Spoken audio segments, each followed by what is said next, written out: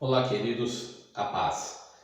Hoje nós vamos estar falando a respeito da santidade, e a santidade nós vamos estar nos baseando aqui no livro de Êxodo, no capítulo 28, versículo 36 ao versículo 38.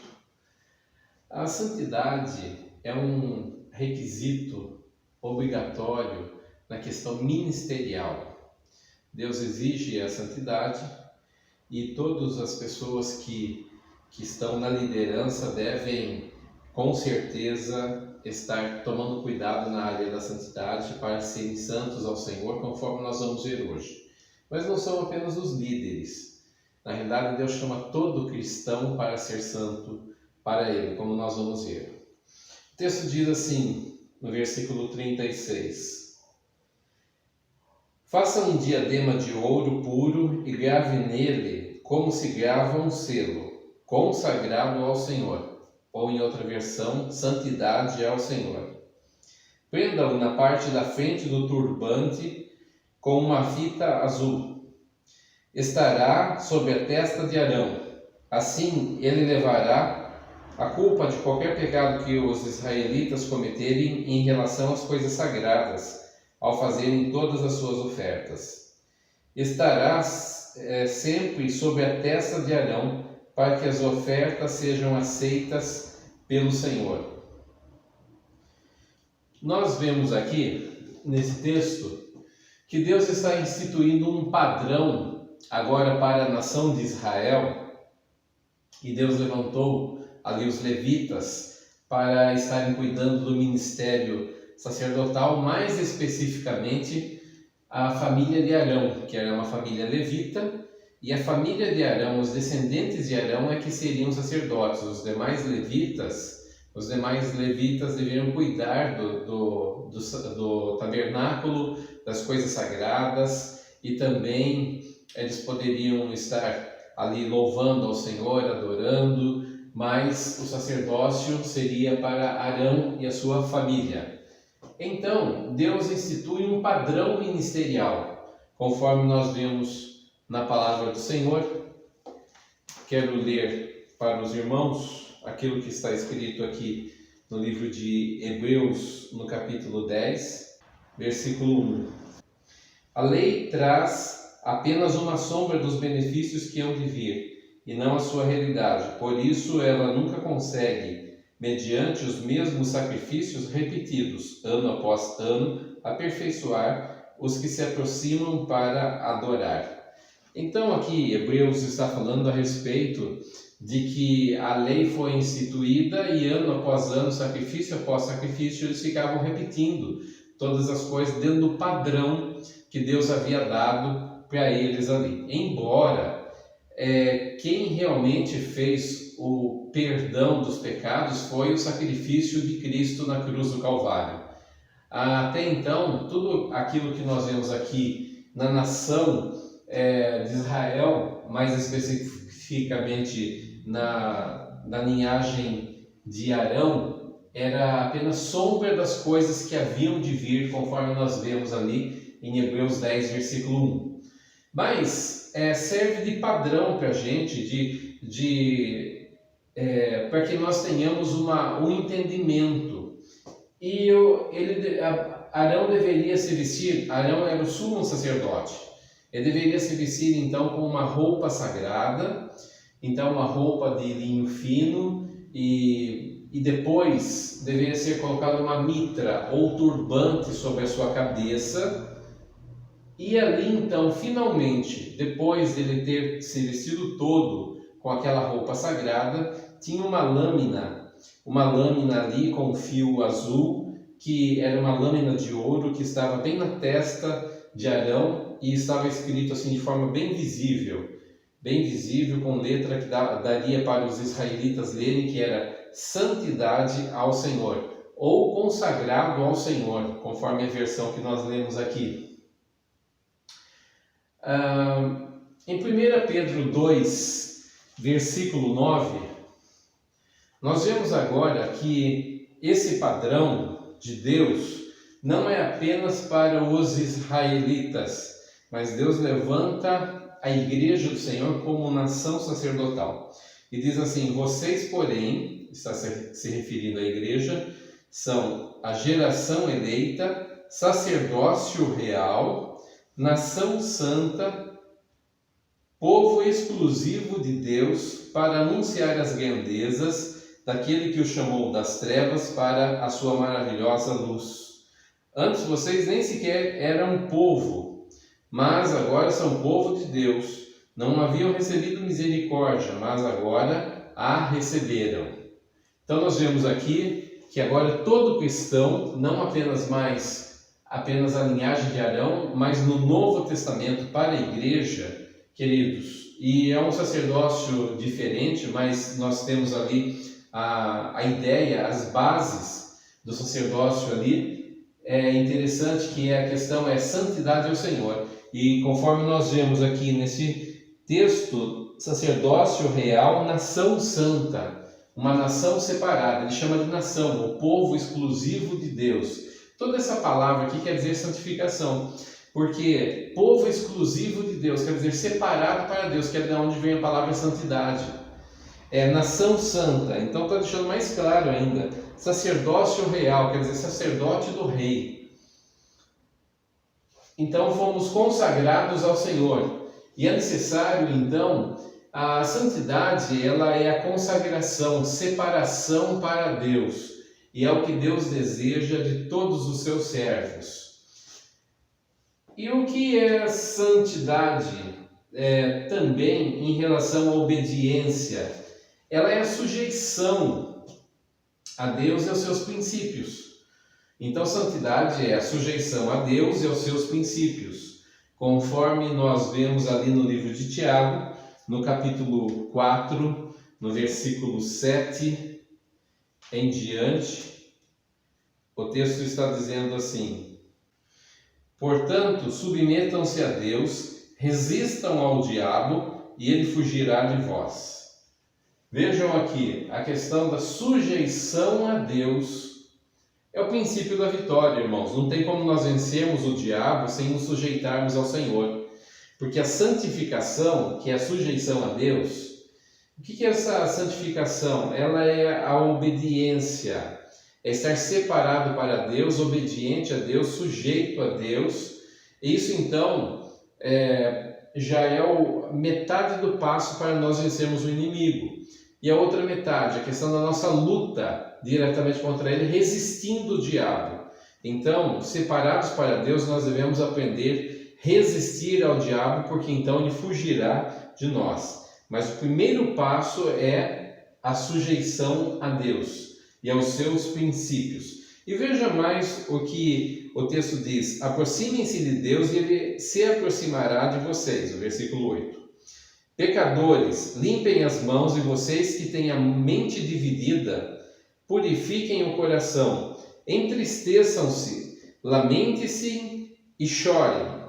Troquem o riso por lamento e alegria por tristeza. Humilhem-se diante do Senhor e Ele os exaltará. Irmãos, não falem mal uns dos outros. Quem fala contra o seu irmão ou julga o seu irmão, fala contra a lei e a julga. Quando você julga a lei, não a está cumprindo, mas está agindo como juiz. Há apenas um legislador e juiz, aquele que pode salvar e destruir. Mas quem é você para julgar o seu próximo? Então aqui ele fala a respeito de nos submetermos a Deus, mas tomarmos cuidado para não acharmos que somos bons o suficiente para começarmos a julgar os nossos irmãos. Esse julgamento não é para estabelecer ordem na casa de Deus. Esse julgamento é aquele julgamento da pessoa insolente, arrogante, que ela se acha melhor do que as outras, então ela começa a apontar o dedo para aquela pessoa e ela começa a falar mal de alguém. Então é nesse sentido aqui que o texto diz que essa pessoa, ela não é uma cumpridora da lei, mas ela se coloca como juiz. Tá? Nós vamos ver alguns exemplos aqui tanto do Antigo como do Novo Testamento, de problemas na área de santidade e o que isso ocasionou. Sumo sacerdote Josué. Então, ali no livro de Zacarias, esse Josué não é aquele Josué lá que era do sucessor de Moisés, tá certo? Esse Josué aqui viveu bastante tempo depois, quando o povo de Judá já havia voltado para a terra prometida depois do cativeiro babilônico. E está escrito aqui no livro de Zacarias, no capítulo 4, capítulo 3, versículo 1 em diante. Depois disso, ele me mostrou o sumo sacerdote Josué diante do anjo do Senhor. Então vamos por partes aqui. Deus está mostrando para Zacarias, ele está tendo uma visão, e nessa visão ele vê o sumo sacerdote da época dele, que era o sumo sacerdote Josué, que estava diante dele ali, e diz o texto aqui, e estava diante, na frente do sumo sacerdote Josué, o anjo do Senhor. Esse anjo do Senhor, ele fala, age como sendo Deus. E aqui é o que se diz na teologia de teofania. Teofania é uma manifestação de Deus. E é provável que seja o próprio Cristo, o Messias, quem está presente aqui no Antigo Testamento. E ele está se passando pelo anjo do Senhor. Satanás estava à direita do sumo sacerdote Josué para acusá-lo. O anjo do Senhor disse a Satanás. Então percebam aqui que dá a impressão que foi montado ali um tribunal. Um tribunal onde o anjo do Senhor estava à frente do sumo sacerdote e Satanás estava ao seu lado para acusá-lo. O anjo do Senhor disse a Satanás: o Senhor o repreenda, Satanás. Ou o Senhor te repreenda. O Senhor que escolheu Jerusalém o repreenda. Este homem não parece um tição tirado do fogo? Ou seja, o anjo do Senhor, mesmo, nós vamos ver agora algumas coisas ruins que estavam acontecendo aqui com Josué, mas ele estava vendo aqui algumas coisas boas também em Josué. Versículo 3, ora, Josué, vestido de roupas impuras ou sujas, depende da versão, estava em pé diante do anjo. Então ele estava vestido como sumo sacerdote, mas com roupas sujas. A roupa do sumo sacerdote deveria ser branca, de linho, e deveria ser muito clara, não poderia ter nenhuma sujeira. Mas Josué estava com a roupa suja, diante do anjo do Senhor. O anjo disse aos que estavam diante dele. Então, nessa visão, havia uns servos do sumo sacerdote também que estavam ali diante dele, e o anjo do Senhor, na visão, diz a esses servos do sumo sacerdote: tirem as roupas impuras dele.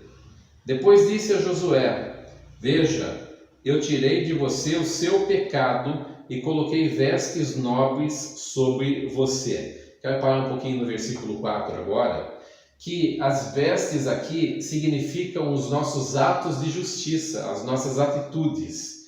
E perceba que essa roupa suja quer dizer que Josué, mesmo com a autoridade de Deus que ele tinha, ele estava em pecado. Ele estava ali com a roupa suja, significa que ele estava em pecado. E o Senhor diz: olha, eu tirei de você o seu pecado e coloquei vestes nobres sobre você, ou roupa limpa, né? Uma roupa limpa era roupa nobre que o Senhor colocou ali sobre ele. Disse também: coloquem um turbante limpo em sua cabeça. Até o turbante dele, que era mitra, estava sujo. Coloquem um turbante nele e o vestiram, enquanto o anjo do Senhor observava. O anjo do Senhor exortou Josué, dizendo: assim diz o Senhor dos Exércitos, se você andar nos meus caminhos e obedecer os meus preceitos, você governará minha casa e também estará encarregado das minhas cortes, e eu darei a você um lugar entre estes que estão aqui. Bom, o texto continua agora dando alguns detalhes mais específicos para aquela ocasião, mas nós vemos aqui que o turbante foi colocado por último. E por último, irmãos, sobre o turbante, embora o texto não fala, vinha a coroa de santidade. Santificado quer dizer separado ao Senhor, ou santidade ao Senhor. Então, o pecado estava tirando a autoridade do sumo sacerdote Josué, a ponto de Satanás ficar acusando ele diante do anjo do Senhor ou diante do Senhor. Então há uma acusação constante diante do Senhor por causa dos nossos pecados. Porque o diabo não respeita uma pessoa que está em pecado diante de Deus. Ele entende que aquela pessoa pode muitas vezes ter uma posição de filho de Deus, ela pode ter uma posição até de pastoral, ele pode ter uma posição de líder na igreja, uma posição de líder de célula, diácono ou qualquer outra função na igreja, porém o pecado dela tira a autoridade dela diante do diabo e diante dos demônios. A santidade que alguém tem impactará diretamente no ministério, em seu ministério. Então, tem muitos líderes, irmãos, que não vão para a frente de jeito nenhum, a obra que ele está fazendo não progride de forma alguma, porque não há santificação suficiente para que então o ministério comece a engrenar. De fato, porque existe a parte de Deus, mas a parte de Deus opera na parte humana de acordo com que vai havendo ambiente de santificação para que Deus vá agindo também. Então isso é essencial. Então a santidade impactará diretamente no ministério de um líder. Isso significa o quê? As roupas limpas. Sansão é outro exemplo aqui. Sansão significa aqui um homem que havia recebido o poder de Deus, um poder tão grande que, pelo que nós vemos na Bíblia, nenhum outro homem foi tão forte, teve a força. Não é que Sansão era forte, Sansão recebia forças em momentos. Uma força de Deus tão grande que ele era capaz das coisas mais extraordinárias, como carregar o portão da cidade, da entrada de uma das cidades ali dos filisteus nas costas e levar em cima de uma montanha. Mas o pecado, ele misturou o poder de Deus e pecado. O seu pecado então começou a fazer com que ele fosse tropeçando e caindo. Ele fosse perdendo a sua autoridade diante dos seus inimigos. De tal forma que esse texto que eu disse aqui, citei, dele ter carregado esses portões nas costas, esse poder de Deus veio depois de ter passado uma noite com uma prostituta. Então, ele estava em pecado, mas ele agia no poder de Deus com a consciência cauterizada. Então, ele brincou com o pecado muitas vezes. Ele era um nazireu, e o nazireu não poderia tocar em nenhum animal morto, não poderia tocar em nenhum defunto. E a Bíblia diz que Sansão matou um leão, e depois ali o corpo dele começou a apodrecer, e vieram abelhas ali, entraram dentro do corpo de Sansão, fizeram uma colmeia ali. E Sansão foi então ali no corpo do leão, já apodrecido, e ali ele pega então mel da abelha e ele sai comendo aquele mel. Isso já era uma quebra do voto de nazireado que ele tinha, tá? Não foi apenas quando ele teve o cabelo cortado. Nós vemos aqui também outro exemplo no Novo Testamento, no livro de Atos, sobre 7 jovens que haviam ali visto Paulo expulsar demônio e eles quiseram fazer o mesmo também. E aí acontece que eles vão tentar fazer isso, e quando eles vão tentar fazer isso, eles encontram uma pessoa endemoniada dentro de uma casa, esses 7 jovens entram lá e eles levam a maior surra do endemoniado, porque o endemoniado, quando eles dizem para o endemoniado, eles dizem assim, nós vos esconjuramos no nome de Jesus a quem Paulo prega. O demônio disse para eles, eu conheço Jesus, sei muito bem quem é Jesus e também conheço Paulo, mas e vocês, quem são? E aí, então se arremessando sobre eles ali, os feriu e eles saíram nus daquele lugar, diz a palavra do Senhor. Por quê? Porque eles não tinham santidade e correspondentemente não tinham autoridade.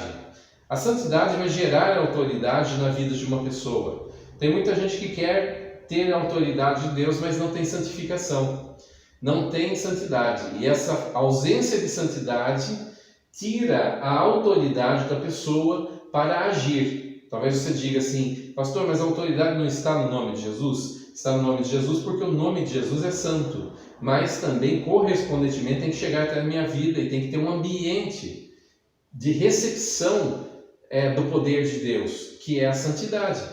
E aí então, se a pessoa não vive em santidade, ela vive falando mal dos outros e vive aí pecando e muitas vezes o coração dela é sujo, malicioso e outras coisas mais, então não tem ambiente para a santidade, para a santificação, e correspondentemente esse irmão ou irmã é sempre vencido pelo diabo. Nós vemos o exemplo do centurião, por outro lado, que entendia a respeito da obediência e sujeição, que Jesus era vindo do céu. O centurião entendia que ele era submisso ao Pai Celestial, submisso a Deus, por isso ele tinha a autoridade que tinha para mandar que a doença saísse ou que um demônio saísse à distância pelo poder da palavra, e aquilo se cumpriria, porque Jesus era sujeito ao Pai e correspondentemente a autoridade que Jesus tinha vinha do Pai. Então era como se o Pai estivesse agindo sobre Jesus. E isso está diretamente ligado a um alinhamento de santidade. Esse centurião entendeu o princípio da autoridade e sujeição. E Jesus fala a respeito disso, que essa santidade ou consagração tem a ver com a obediência, a sujeição a Deus. Vemos o caso no Antigo Testamento de Moisés e Arão. Certa ocasião, quando eles bateram na rocha e Deus havia dito para eles que eles deveriam falar com a rocha, mas eles estavam revoltados com o povo de Israel, e para mostrar que eles tinham poder e autoridade ali, então eles fizeram uma autopromoção diante do povo de Israel. Então um líder pode se autopromover com o poder de Deus diante do povo? Pode. Ele pode fazer, embora não deva fazer isso. Mas muitos acabam fazendo. E é tentador fazer isso. E pessoas podem se autopromover diante da questão do poder de Deus. Então, quando Deus se manifesta, muitas pessoas dizem, olha, fui eu que curei, fui eu que preguei, fui eu que louvei, fui eu que cantei, fui eu que estive ali, fui eu que liderei, e aí por diante. E às vezes é a graça de Deus que nos concede isso, mas a pessoa pode ser tentada a querer pegar para si a glória e se autopromover diante de uma situação aí do poder de Deus. Foi o caso de Moisés aqui. Eles estavam tão enjoados do que o povo estava fazendo que eles viram uma oportunidade ali de serem engrandecidos na frente do povo. E acabaram então desonrando ao Senhor ao fazê-lo. Ao invés de mostrar ali que era Deus que estava fazendo aquilo, eles pegaram para si aquela glória. E eles não entraram na terra prometida, então Deus não permitiu que eles entrassem na terra prometida, especificamente por causa dessa situação aqui. Em relação à santidade, nós podemos estar facilitando ou atrapalhando o agir de Deus. E por quê? Porque na santidade nós facilitamos. Agora, quando nós vivemos em pecado, nós estamos atrapalhando o agir de Deus na nossa vida ou através das nossas. Muitas pessoas interpretam que o sucesso na obra de Deus é porque Deus está respaldando o que você está fazendo, o que eu esteja fazendo. E não necessariamente. Nós vimos aí o caso de Sansão, como ele estava operando coisas ali no poder de Deus que nenhum outro homem tinha operado. Mas nem por causa disso Deus estava dando apoio para o que ele estava fazendo de errado. Então o sucesso na obra de Deus não significa que Deus esteja de acordo com o ministério. Tá? Então tem muitos líderes que estão longe da santificação, longe do agir de Deus, longe da vontade de Deus, e não param para se arrepender em momento algum e para recomeçar a vida de santidade. Então essas pessoas estão indo para uma autocondenação ao inferno. Eu digo autocondenação porque são eles próprios que estão se autocondenando ao inferno. Não é nem Deus que está fazendo isso, porque Jesus já havia salvo muitas pessoas, mas elas acabam ali se desvirtuando do caminho do Senhor. Vamos ver aqui em 2 Timóteo 2, versículo 20 e 21, tem um texto muito interessante aqui. Algumas pessoas interpretam esse texto como se Deus tivesse escolhido pessoas de antemão para ser vasos de honra ou para ser vasos de desonra. Mas vamos ver o que o texto diz. Numa grande casa há vasos não apenas de ouro e prata, mas também de madeira e barro, alguns para fins honrosos, outros para fins desonrosos. Se alguém se purificar dessas coisas, será vaso para a honra. Então a purificação ou santificação fará deste vaso um vaso para a honra. Santificado, útil para o Senhor e preparado para toda boa obra. Depois ele disse aqui no versículo 21, se alguém, no versículo 22, fuja dos desejos malignos da juventude e siga a justiça, a fé, o amor e a paz com aqueles que de coração puro invocam o Senhor. Então quem é vaso de honra e quem é vaso de desonra aqui nessa história? Vaso de honra é aquele que se santifica ou se consagra para o Senhor. E quem é vaso de desonra? Aquele que vive no pecado, vive na sujeira. Esse é uma desonra para o Senhor. Tá? Timóteo era ainda jovem na ocasião que Paulo escreve para ele, e ele era um pastor ainda jovem, bem jovem, solteiro. E Paulo fala para que ele fuja dos desejos malignos da juventude, dos desejos da sua mocidade, da sua época da juventude, mas siga a justiça, a fé e o amor e a paz, juntamente com aqueles, ou seja, procure-se chegar às pessoas que também desejam viver dessa forma, de coração puro e invocam o Senhor. Evite as controvérsias tolas e inúteis, pois você sabe que acabam em brigas. Ao servo do Senhor não convém brigar, mas sim ser amável para com todos, apto para ensinar, paciente. Deve corrigir com mansidão os que lhe opõem, na esperança de que Deus lhes conceda o arrependimento, levando-os ao conhecimento da verdade, para que assim voltem à sobriedade e escapem da armadilha do diabo que os aprisionou para fazerem a sua vontade. Bom, esse texto aqui, quando ele fala de vasos de honra e desonra, então ele fala a respeito da postura que Timóteo deve tomar, evitar essas brigas, essas discussões, contendas, disputas entre irmãos. Está falando aqui que ao servo do Senhor não convém brigar, mas sim ser amável para com todos. Isso daqui não é exclusivo do pastor, do obreiro da igreja, mas de todas as pessoas, de todos os cristãos, mas especialmente dos líderes. O líder deve ser exemplo nessas coisas.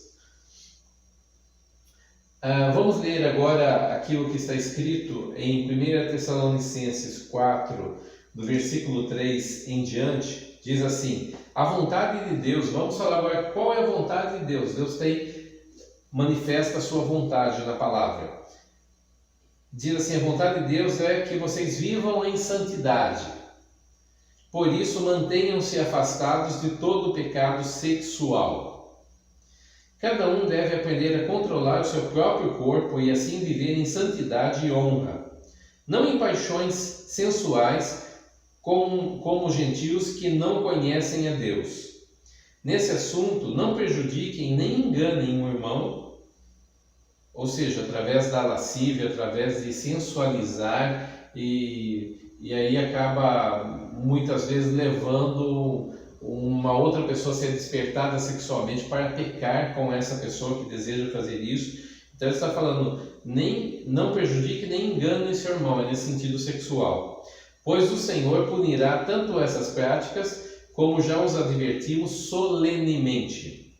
Pois Deus nos chamou para uma vida santa e não impura. Portanto, quem se recusar a viver de acordo com essas regras não desobedece a ensinamentos humanos, mas rejeita a Deus, que lhes dá seu Santo Espírito. Olha que coisa interessante aqui. Ele está falando que quem rejeita a vida de santidade está se voltando contra Deus e contra o seu Espírito Santo, porque o Espírito de Deus é santo. Ele é santo, Deus é santo. Então Deus quer, de um Deus santo que nos dá o seu Espírito Santo, quer que nós vivamos o quê? Uma vida santa. E talvez você diga, mas a santificação não vem através de Jesus na nossa vida? Sim, quanto mais cheios de Jesus nós estivermos, mais santificados, mais consagrados nós vamos estar. Mas também depende das nossas atitudes de separar-nos do mundo.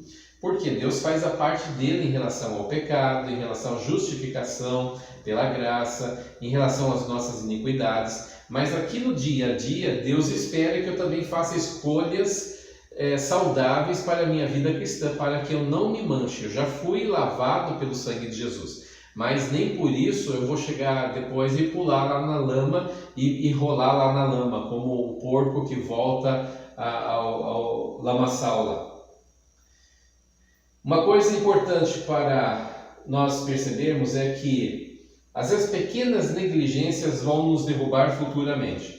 Então a gente começa negligenciando uma coisa agora, uma coisa depois, outra coisa depois, e a soma de pequenas negligências traz uma grande queda.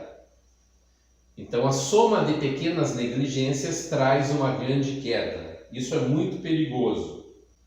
Nós às vezes achamos, pus um item aqui, misericórdia e impunidade. Nós achamos que porque Deus é misericordioso, e é misericordioso um dia, 2 dias, 3 dias, um mês, um ano, nós achamos que nós podemos sempre estar provocando a misericórdia de Deus, que Ele nunca nos punirá. Isso não é verdade, porque virá a punição com certeza, e a punição ainda é uma bênção para a gente. Porque depois de punido e a pessoa não se conserta com Deus, ela pode perder a sua salvação. Tome cuidado com os limites. Nós devemos tomar cuidado com os limites porque Sansão brincou com os limites. Sansão brincou muito com os limites. Então ele estava ali totalmente desatento à vontade de Deus, e nós vemos que o que ele faz, ele se envolveu com várias mulheres. Ele foi quebrando o voto do nazireado, ele não deu importância ao povo de Deus, ele não deu importância a um casamento com alguém que era temente a Deus dentro do seu povoado, mas ele foi buscar uma mulher dos filisteus e teve uma grande confusão por causa disso. Eles não tinham princípios de Deus na vida deles. Então, o casamento fora da vida cristã. Então, gente que vai procurar um casamento, às vezes fora da casa de Deus, fora do povo de Deus, ou até dentro da igreja, mas com pessoa que não tem santificação nenhuma, essa pessoa, consequentemente, vai ter uma vida de tribulação lá na frente. Então, nós devemos tomar cuidado, a Bíblia nos diz, para que nós não nos coloquemos em julgo desigual com pessoas que não são de Deus. Então o jugo desigual era assim, os bois, quando tinha canga sobre eles, deveria ser 2 bois, não podia ser um boi e um cavalo, não poderia ser um boi e um jumento, não poderia ser um jumento e um cavalo, mas deveriam ser animais semelhantes, para que eles conseguissem ali, então, na hora de puxar o arado, eles conseguissem puxar juntos. Então é muito importante que façamos escolhas. Porque, irmãos, eu tenho visto pessoas que têm buscado ao Senhor realmente, têm querido aprender a palavra de Deus, têm se consagrado em oração diante do Senhor, mas chega na hora de fazer uma escolha de casamento, faz escolhas péssimas. E aí então, depois essa pessoa vai ter uma tribulação enorme lá na frente, porque ela se casa com uma pessoa que nunca amou o Senhor. E tome cuidado com gente dentro da igreja que não ama Jesus, não tem o temor de Deus, vive na igreja porque acha conveniente estar no meio do povo de Deus, mas não é de Deus. E aí então essa pessoa que é de Deus se casa com uma pessoa assim, e depois vai ter uma grande tribulação, porque essa pessoa começa começa a puxá-la para fora do caminho do Senhor. Ela nunca teve, o que ela queria talvez fosse só encontrar alguém para ela se casar, né? Ou tem gente que não quer nem se casar, ele quer alguém para ele se aproveitar apenas. Então a gente deve tomar todos os cuidados. Tome cuidado com os limites da vida cristã, os limites do pecado. Tome cuidado. Se você sabe que o limite está aqui nessa linha, tem uma linha na sua frente, não chegue até essa linha. Se você chegar até essa linha, hoje você não vai cair no barranco que está à sua frente. Pode ser que amanhã você também não caia, mas aquilo começa já soltar ali os limites ali, dali a pouco aquilo despenca e você pode cair junto.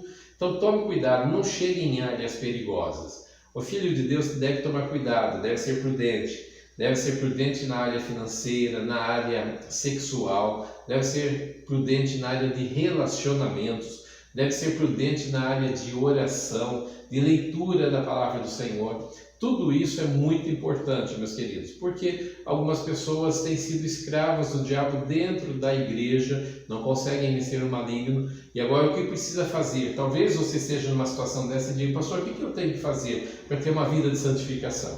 Você quer ter uma vida de santificação?